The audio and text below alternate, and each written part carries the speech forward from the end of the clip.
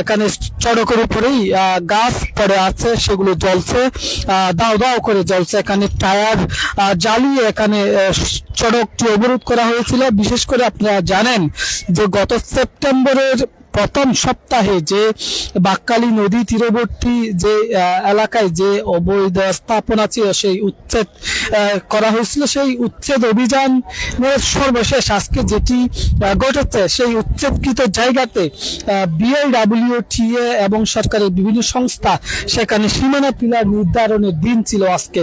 সেই নোটিশ পেয়ে স্থানীয়রা, যারা এখানকার স্থানীয় বাসিন্দা, তারা এখানে এসে জড়ো হয়েছেন। সকাল থেকে তারা এখানে বিক্ষোভ করছে, আন্দোলন করছে, এখানে সড়ক অবরোধ করছে এবং সর্বশেষ তাদের যে সীমানা পিলার নির্ধারণের যে সময়সূচি ছিল সেটা তারা বাস্তবায়ন করতে এসে বিশেষ করে বাংলাদেশ অভ্যন্তরীণ নৌ পরিবহন কর্তৃপক্ষ এবং অন্যান্য সংস্থাগুলো তারা এখানে প্রশাসনের যৌথ বাহিনী নিয়ে তারা এখানে এসেছিলেন এবং তারা আসার পর এখানকার যারা স্থানীয় বাসিন্দা তাদের সাথে দ্বিমুখী একটি আলাপ হয়েছে। বিশেষ করে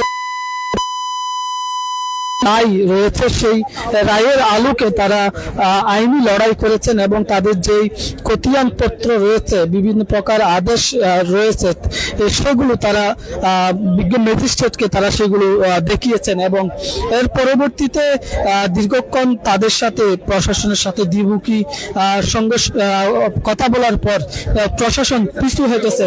প্রশাসন শেষ পর্যন্ত বাধ্য হয়েছে আজকে তাদের যে কর্মসূচি ছিল সেই কর্মসূচি বাদ দিয়ে আপাতত স্থগিত করা হয়েছে। আপনাদের কাছে একটু আসবো, আজকে প্রশাসন এসেছে, আমরা দেখেছি যৌথ বাহিনী এসেছে, শেষ পর্যন্ত তারা তাদের যে কর্মসূচি ছিল সেটি স্থগিত করে চলে গিয়েছে। আপনারা সেখানে কথা বলেছেন, কি হয়েছে, আপনারা বিজয় অর্জন করছেন বলে মনে করছেন কিনা একটু জানাবেন। আপনাদের সিবিএনকে ধন্যবাদ। আপনারা নিশ্চয়ই জেনেছেন বিগত 3 তারিখ থেকে আজকে 7 তারিখ পর্যন্ত আমাদের এই অবস্থান কর্মসূচি ছিল। এই অবস্থান কর্মসূচিতে আমরা শান্তিপূর্ণভাবে আন্দোলন করেছি, কোনো কথা আমরা করতে দেই নাই। যারা এখানে এসেছেন, একজন নির্বাহী ম্যাজিস্ট্রেট, উনি আশরাফুল ইসলাম, উনি একজন 37 বেসের অ্যাডমিন ক্যাডারের লোক, উনি বিআইডব্লিউটি ওনাকে নিয়োগ করেছিলেন এখানে এসে যে আমাদের বাড়িঘরের এখানে কাটাতারে ভাড়া দেবেন এবং আমাদের ঘর বাড়ি ওনারা বাকি যে ঘর বাড়িগুলো আছেন নুনিয়াছড়া থেকে শুরু করে আপনারা মাঝেরঘাট পর্যন্ত তারা উচ্ছেদ কার্যক্রম পরিচালনা করার জন্য এসেছিলেন। আমরা দীর্ঘদিন দাবির মুখে ওনারা পিছু হতে বাধ্য হয়েছেন। পরবর্তীতে উনি আমাদের এখানে এসেছিলেন, আমরা ওনাকে আদালতের যে স্টে অর্ডার, মহামান্য সুপ্রিম কোর্টের যে অ্যাপিলেট ডিভিশনের যে ফুল বেঞ্চের আদেশ ছিল, সেই আদেশের কপি আমরা ওনাকে উপস্থাপন করেছি, ওনাকে দেখিয়েছি। উনি আমাদের আদেশের কপি, আদালতের আদেশের কপিগুলা উনি যাচাই বাছাই করেছেন। উনি পরবর্তীতে উনি যাচাই বাছাই করে দেখলেন এই আদেশের কপি মূলে যদি উনি অমান্য করে যদি এখানে কাটাতারে বেড়া দেওয়া হয়, কাউকে উচ্ছেদ করা হয়, তাহলে আদালত অবমাননা হবে, কোর্ট কন্টেমের আওতায় আসবেন। সেই জন্য উনি আদালতকে সম্মান রেখে এবং স্থানীয় জনগণের কাতারে এসে ওনার সকল কার্যক্রম 10 দিনের যে উচ্ছেদ এবং কাটাতারে বেড়া দেওয়ার যে কার্যক্রম ছিল সেটা স্থগিত করেছেন। এবং আমরা এখানে যারা উৎসুক জনতা এসছেন, যারা ভুক্তভোগী, যাদের ঘর বাড়ি হারিয়েছেন, বাচ্চা স্কুলে গেছেন, পরবর্তীতে এসে দেখছেন তাদের ঘর বাড়ি নাই, সকল নারী শিশু থেকে শুরু করে সকল শ্রেণীর মানুষকে এখানে আপনারা দেখেছেন। তাদেরকে আমরা তাদের সাথে পরামর্শ করে এখানে আমরা যারা এখানে আইনজীবী আছেন, 26 জন আইনজীবী আসেন, সাংবাদিক, ইঞ্জিনিয়ার এবং পেশাজীবী যারা ছিলেন, সবার সাথে আলাপ আলোচনা করে রাজনৈতিক ব্যক্তি থেকে শুরু করে সবাই এই আমাদের অবস্থান কর্মসূচি আমরা আজকে স্থগিত ঘোষণা করেছি। আমরা আপনাদের মাধ্যমে জানিয়ে দিতে চাই, অদূর ভবিষ্যতে যদি জনগণের বিরুদ্ধে এই বিআইডব্লিউটি অবস্থান করেন, এখানে হাজার হাজার লক্ষ লক্ষ নারী, পুরুষ এবং ছাত্র, শিশু সবাই এখানে অবস্থান করবে বলে আমি আপনাদের মাধ্যমে জানিয়ে দিতে চাই। এবং আরেকটি আমি সরকারের কাছে দাবি জানাতে চাই, আমরা ইতিপূর্বে যারা ভুক্তভোগী আছে, আমাদের ঘর বাড়ি যারা উচ্ছেদ করেছেন, সেগুলো যাতে সুষ্ঠু তদন্তের মাধ্যমে, জুডিশিয়াল ইনকোয়ারির মাধ্যমে আমাদেরকে ফিরিয়ে দিয়ে আমাদেরকে আবার প্রতিস্থাপন করা হয়, আমাদেরকে যথাযথ ক্ষতিপূরণের আওতায় আনা হয়। আমি আপনাদের মাধ্যমে এটি জানিয়ে দিতে চাই এবং যা মিডিয়ার বাইরে এখানে এসেছেন তাদেরকে ধন্যবাদ জানাচ্ছি। অসংখ্য ধন্যবাদ। দর্শক, আমরা আরেকটু কথা বলবো, আপনি একটু জানাবেন আপনার আজকে যে কর্মসূচি পরবর্তী কি আপনারা সিদ্ধান্ত নিতে পারেন? পরবর্তী সিদ্ধান্ত হলো মহামান্য হাইকোর্ট, সুপ্রিম কোর্টে কতগুলি মামলা আছে, ওই মামলার ফয়সালা আসবেই, ফয়সালা আমাদেরকে মানতে হবে। গভর্নমেন্ট যদি জায়গা নেয় আমাদের নিতে আপত্তি নাই, কিন্তু সঠিক নিয়মে অ্যাকুইজিশন করে নিতে হবে, মালিককে ক্ষতিপূরণ দিতে হবে। পাবলিকের জায়গা যেগুলো আছে, ব্যক্তি মালিকাধীন জায়গা, এগুলো অ্যাকোয়ার্ড আওতায় এনে নেওয়া যাবে। আর যদি নেওয়া না হয় তাহলে আমাদের জায়গা আমাদের থাকবে, আমাদের ঘরবাড়ি আমাদের, এটা আর কি। আপনিও কোনো প্রকার ক্ষতিপূরণ চান কিনা বা ক্ষতিগ্রস্ত হয়েছেন কিনা? অবশ্যই আমাদেরকে বিয়ানীভাবে বিনা নোটিশে অকারণে আমাদের সকালে এসে আমাদের আচমকাভাবে এভাবে অনেক 500-র অধিক ঘরবাড়ি একসাথে গুড়িয়ে দেওয়া, এটা খুবই দুঃখজনক, লজ্জাজনক। এটা আমরা ঘৃণা জানাই, ধিক্কার জানাই।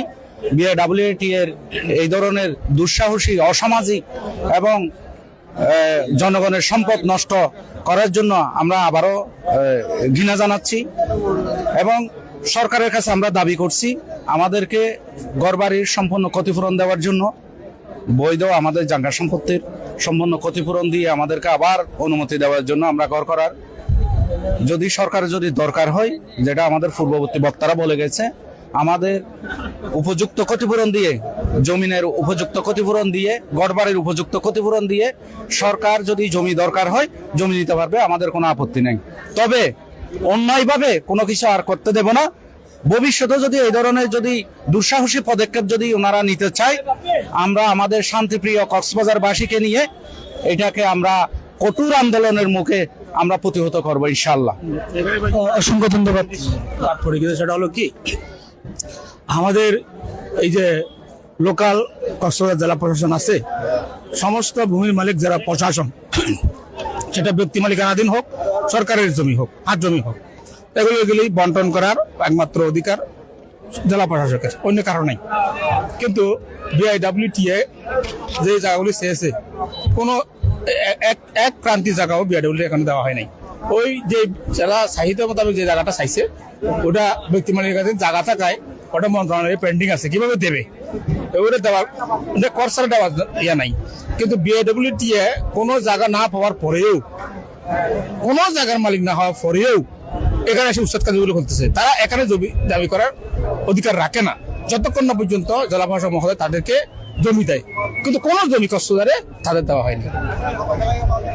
দর্শক, আমরা কথা বলেছি এখানকার যারা নেতৃস্থানীয় রয়েছে তাদের সাথে কথা বলে যেমনটি জানতে পেরেছি, আসলে আপনারা জানেন আমরা বারবার আপনাদেরকে দেখানোর চেষ্টা করেছি কক্সবাজারের যে বাক্কালী নদী রয়েছে, সে বাক্কালী নদীর তীরে যে স্থাপনা ছিল, যে বিআইডব্লিউটিএ সহ সরকারের বিভিন্ন অর্গানের যেই দাবি, সেখানে যে অবৈধভাবে স্থাপিত বিভিন্ন লোকজন বসবাস করত তাদের সেখানে উচ্ছেদ করা হয়েছিল। গত সেপ্টেম্বরের 1 তারিখ থেকে 5 তারিখ পর্যন্ত সব 5 দিন ব্যাপী সেই উচ্ছেদ অভিযান চলছিল, অর্থাৎ 3 মাস আগে, এখন থেকে 3 মাস আগে সেই উচ্ছেদ অভিযান চলছিল এবং গত 2 দিন আগেও আবার এখানে কিছু কিছু জায়গাতে উচ্ছেদ অভিযান পরিচালনা করেছে বিআইডব্লিউটিএ এবং সরকারের কর্তৃপক্ষ।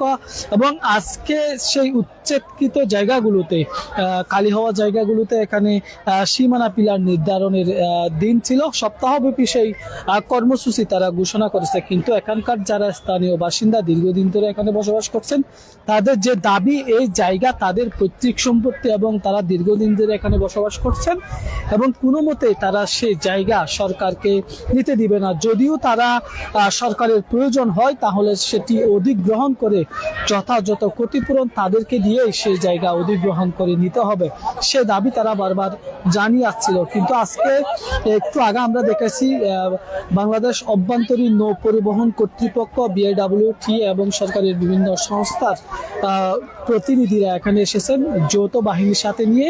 আজকের এখানে বাক্কালী নদী তীরবর্তী যেই উচ্ছেদকৃত জায়গাগুলো, সেগুলোতে তারা এখানে সীমানা পিলার স্থাপনের কথা ছিল, কিন্তু সকাল থেকেই এখানে সেই খবর পেয়ে গতকালও তারা এখানে আন্দোলন করেছে এবং আজকেও সকাল থেকে এখানে তারা অবস্থান নিয়েছিল এবং শেষ পর্যন্ত প্রশাসনের লোকজন এসে, বিশেষ করে ম্যাজিস্ট্রেট সহ তাদের মধ্যে পাক্ষিক আলোচনা হয়েছে এবং আলোচনা শেষে তাদের যেই, অর্থাৎ স্থানীয় বাসিন্দাদের যেই দাবি দেওয়া এবং তাদের যেই প্রতিয়ান কাগজপত্র ডকুমেন্ট রয়েছে সেগুলো তারা বরাবর প্রদর্শন করেছে এবং সেখানে প্রতিটা জিনিস তাদেরকে বুঝিয়ে দেওয়ার পর প্রতিটা যে ডকুমেন্ট অনুযায়ী তারা সিদ্ধান্ত নিয়েছে আজকের মতো তারা যে এখানে পিলার সীমানা পিলার নির্ধারণের যে কর্মসূচি ছিল তারা সেটা স্থগিত করেছে এবং তারা পিছু হটেছে সেই দৃশ্য আমরা দেখেছি। এবং জনগণ এখানে যারা আন্দোলনরত ছিল তারাও কিন্তু